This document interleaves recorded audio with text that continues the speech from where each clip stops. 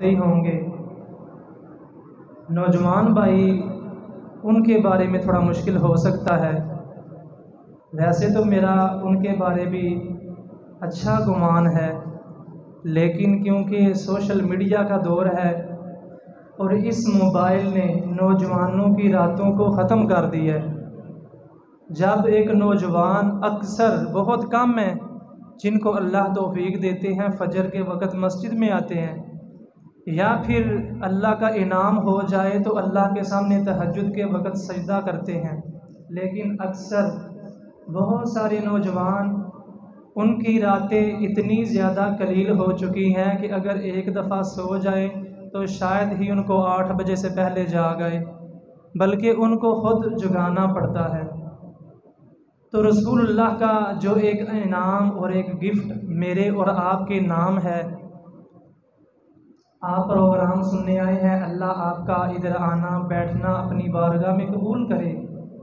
लेकिन अगर जो मैं एक हदीस आपके सामने पेश करने लगा हूँ, मैं और आप उस पर अमल कर लें, किस लिए यहाँ के बैठे हैं? बख्शिश के लिए, अपने गुनाह माफ़ करवाने के लिए बैठे हैं ना? बोलते थे सारे, कई साइड वाले, इधर वाले भी सारे अल्लाह की तौफीक से इसलिए आके बैठे हैं कि शायद कि अल्लाह हमारी मग़फ़िरत कर दे। तो आपके सामने मैं सहीहुल बुखारी की एक हदीस पढ़ने लगा हूँ। जनाब मोहम्मद सल्लल्लाहु अलैहि व आलिहि वसल्लम ने फरमाया, जो बंदा रात को सो जाता है और फिर रात के किसी हिस्से में उसकी आँख खुल जाती है, तवज्जो से हदीस सुनना, शायद कि आपने कभी सुनी हो। अगर सुनी है, अमल नहीं किया तो अल्लाह आपको अमल करने की तौफीक दे। अगर आपने अमल किया हुआ है तो अल्लाह मज़ीद बरकत डाले। आपने इस्सलातो वस्सलाम ने फरमाया, जब बंदा सो जाता है और सो के रात को किसी भी वक़्त करवट बदलता है, उसको जाग आ जाती है, बेदार हो जाता है, तो वो बंदा वुज़ू नहीं करता, बिस्तर से उठता भी नहीं, चारपाई से कदम भी नीचे नहीं रखता, सिर्फ़ अपनी ज़ुबान को हरकत देता है और क्या कहता है?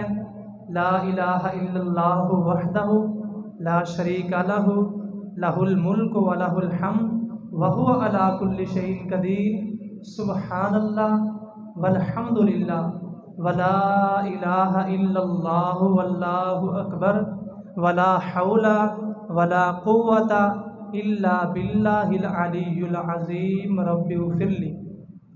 आपने इस्सलातो वस्सलाम ने फरमाया, जो बंदा रात के किसी हिस्से में बेदार हो जाए, अभी उसने वुज़ू नहीं किया, अपने बिस्तर से बाहर कदम भी नहीं रखा, आपने इस्सलातो वस्सलाम ने फरमाया, बंदा ये कलिमात पढ़ लेता है। सही बुखारी की हदीस है और आका अलैहिस्सलातो वस्सलाम फरमा रहे हैं, अभी बंदा वुज़ू नहीं करता, अपने पाँव को चारपाई से नीचे नहीं रखता, ये अल्फाज पढ़ने की वजह से अल्लाह उसके सारे गुनाह माफ़ कर देते हैं। अगर यार आप इस हदीस पर अमल कर लेना आज रात, इस हदीस पर, तो मैं समझता हूँ आपके आने के प्रोग्राम में आने का मकसद पूरा हो जाएगा। और आगे रसूलुल्लाह ने क्या फरमाया, ये भी सुन ले, बड़ी फजीलत वाली हदीस है। इसी हदीस का अगला हिस्सा है, शायद कि आपने सुनी हो।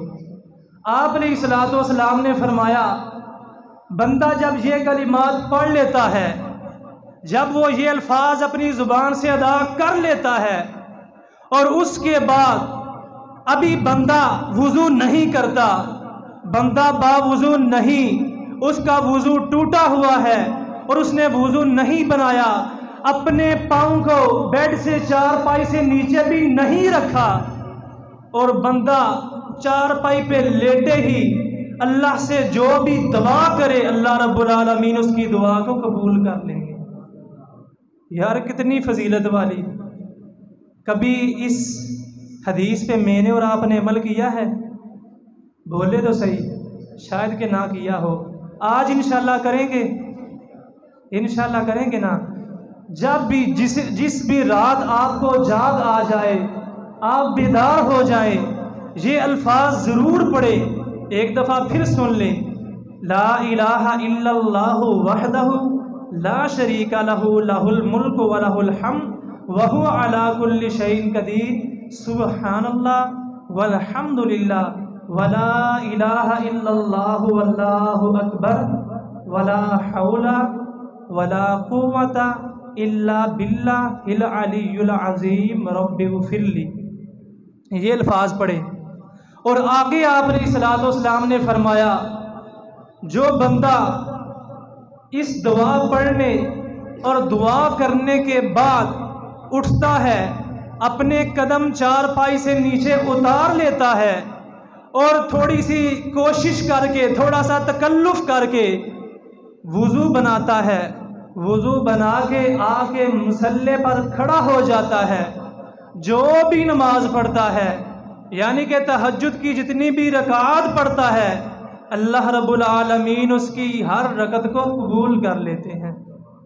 यार कितने, मेरा अगरचे अंदाज नहीं, मैं अगरचे शायद आपको उस तरीके से ना समझा सकूं जिस तरीके से समझाने का हक है, लेकिन यार आपने हदीस तो सुन ली है ना। अगर आपके दिल में कुरान और हदीस पर अमल करने की तड़प मौजूद है, अगर आप ये नीयत लेके आए हैं कि मैंने कोई एक हदीस सुन के उस पर अमल करना है, उसको अपनी ज़िंदगी में लाना है, अपनी अमली ज़िंदगी में उस हदीस को लाकर उस पर अमल करना है, अगर आपके आकर बैठने का मकसद ये है, ये मकसद नहीं कि मैंने शेख साहब, मौलाना साहब, अल्लामा साहब की बातों का मज़ा लेना है, उनका बयान अंदाज सुनना है, वो किस तरह अपने यानी कि बंदों को, अपनी मजलिस को किस तरह अपने अहाते में लेते हैं, किस तरह अपनी गिरफ्त में लेते हैं, किस तरह उनके जहनों को अपनी तरफ मतवज्जे करते हैं। अगर बंदा ये देखने, ये सुनने के लिए ना बैठा हो, नीयत उसकी सिर्फ ये हो कि मुझे एक हदीस भी मिल जाए, मेरे आने का मकसद ये है अल्लाह कि तू मुझे माफ़ कर दे, और एक हदीस अगर मेरी समझ में आ जाए, मैं उस पर अमल कर लूँगा, तो यकीनन मेरी और आपकी निजात के लिए यही काफ़ी है। तो इंशाअल्लाह आज आप इस हदीस पर अमल करेंगे। जिसको भी रात को जाग आ गई, जो भी बेदार हो गया, सही बुखारी की हदीस है कि अल्लाह रब्बुल आलमीन सबसे पहले उसके गुनाह माफ़ करेंगे, फिर दूसरे नंबर पर जो भी दुआ करे। आगे ज़्यादा सर्दियाँ आ रही हैं, उठने भी नहीं होता, हालांकि जाग आती है, बेदार होता है, लेकिन दिल नहीं करता। पानी ठंडा होगा, बाहर सर्दी है, धुंध पड़ी हुई है, दिल नहीं करता। अगर दिल ना भी ना करे, यार आप बग़ैर वुज़ू के दुआ कर लें। आप अलैहिस्सलाम ने कहा है, जिनके बारे में कोई बंदा शक नहीं कर सकता, जिनके बारे में बंदा कोई वहम व गुमान नहीं रख सकता। अपने बंदे को अपने बाप के साथ हज़ारों इख्तलाफ होते हैं, बाप की पसंद और होती है, बेटे की पसंद और होती है, माँ की पसंद और होती है, बेटी की पसंद और होती है। लेकिन अगर बंदा ये सोचे कि जो बात मेरे नबी को पसंद है, जो बात मेरे पीर को पसंद है, जो बात मेरे मुर्शिद को पसंद है, यार यहाँ बाज़ारों में निकल के शोर गुल हुल्ले मचाना और ऐसी हरकतें करना जो मुआशरे के भी मुनाफी हैं, उनसे तो यार बेहतर है कि आप रात को बेदार होकर ये दुआ ही पढ़ लें।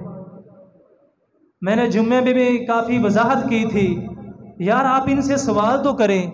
अगर आपसे कोई पूछे, आप इनसे पूछ लें कि यार क्या ईद मिलादुन नबी, ये जो ईद है, इसकी दीन में हैसियत है क्या, इसका कोई दिन मुकर्रर है? और पूछे इनसे यार कि ईद मिलादुन नबी क्या ये सवाब है या गुनाह है? इनसे सवाल तो करें। अगर ये सवाब है तो फिर पूछ लें इनसे कि क्या इस सवाब का नबी अलैहिस्सलाम को इल्म था कि नहीं। यकीनन कहेंगे इल्म था।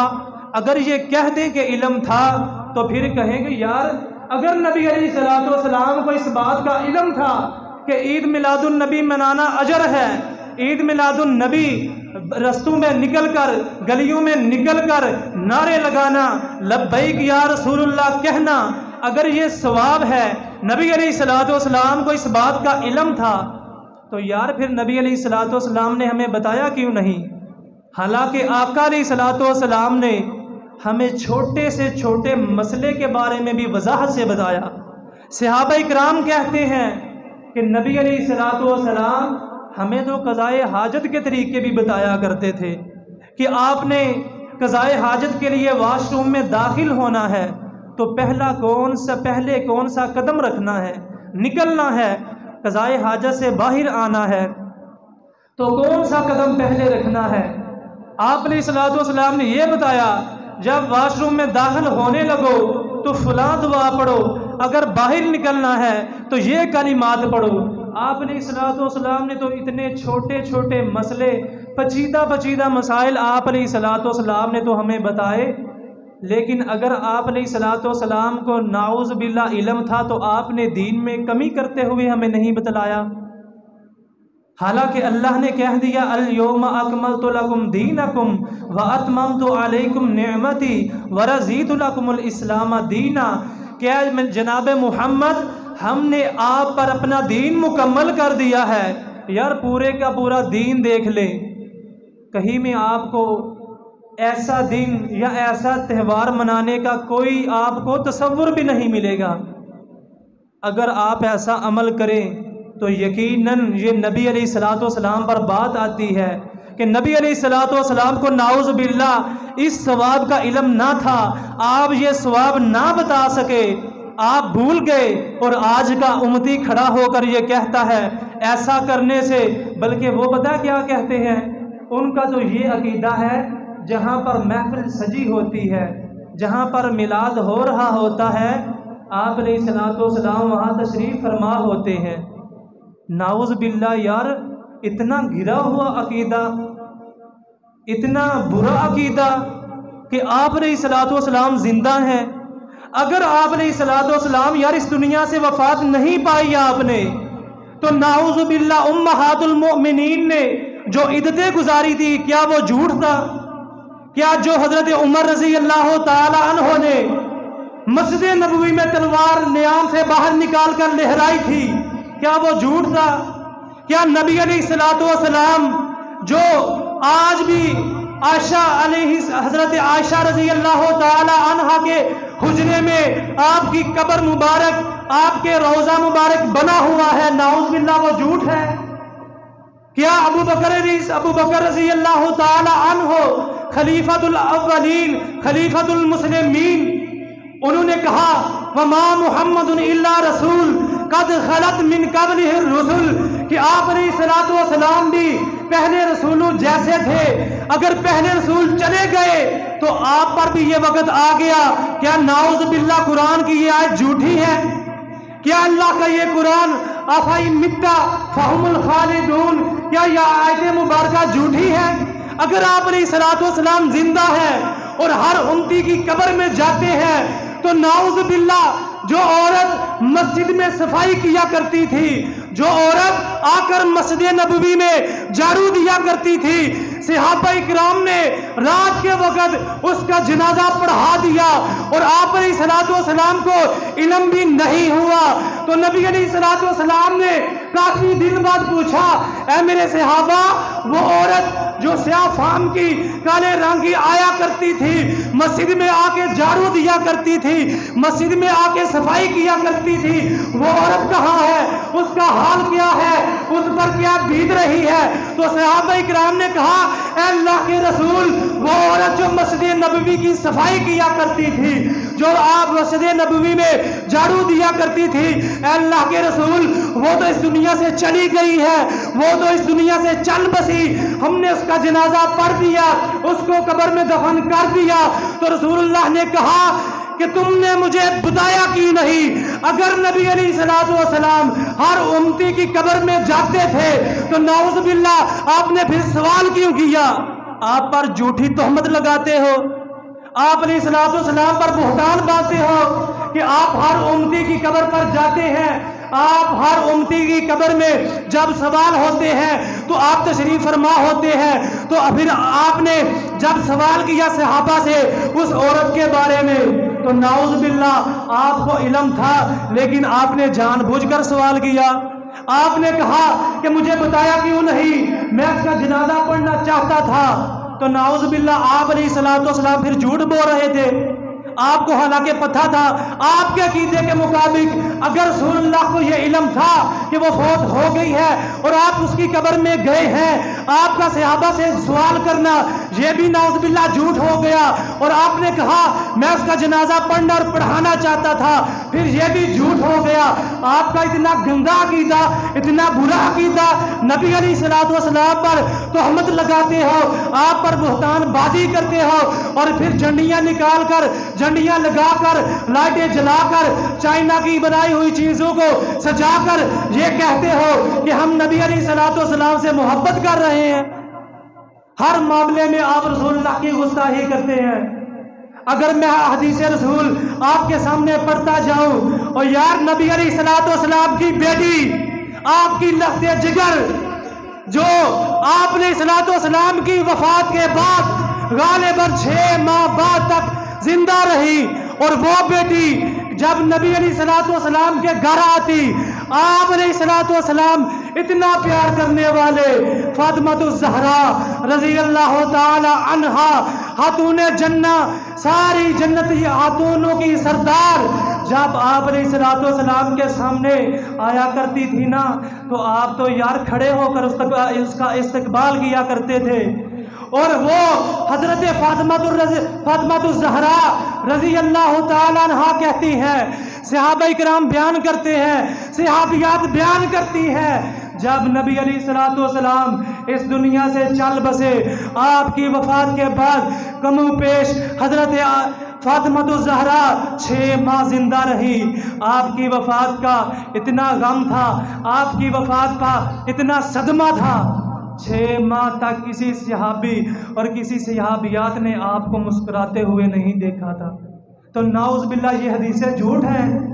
अगर आप अलैहिस्सलाम जिंदा थे तो अबू बकर रज़ी अल्लाह ताला अन्हो वहाँ मौजूद थे, कबाए सहाबा इकराम मौजूद थे, आपको गुस्ल देना, ये इख्तिलाफ हुआ कि आपके गुस्ल के वक़्त क्या आपका लिबास उतारा जाए या ना उतारा जाए। तो फिर सहाबा के दिलों में अल्लाह ने ये इल्हाम किया कि नबियों के कपड़े नहीं उतारे जाते, नबियों को कपड़ों समेत कफन, नबी के कफन, नबी अलैहिस्सलाम को, अलबत्ता जो पहले भी नबी हैं उनको जो गुस्ल है वो कपड़ों समेत दिया जाता है। और सहाबा इकराम का कफन देना, आपको गुस्ल देना और 3 दिन बाद आपकी कब्र लाहद मुबारक वाली बनाकर आपको दफन करना, नाउज़ बिल्लाह, क्या ये सब कुछ झूठ है? हजरत अबू बकर सिद्दीक का आप अलैहिस्सलाम की वफात के बाद खलीफा अव्वल, खलीफातुर रसूल बनना, ये झूठ है। अगर आप ये अकीदा रखते हैं कि नबी अलैहिस्सलाम जिंदा है, तो आप नबी अलैहिस्सलाम पर झूठ बोलते हैं।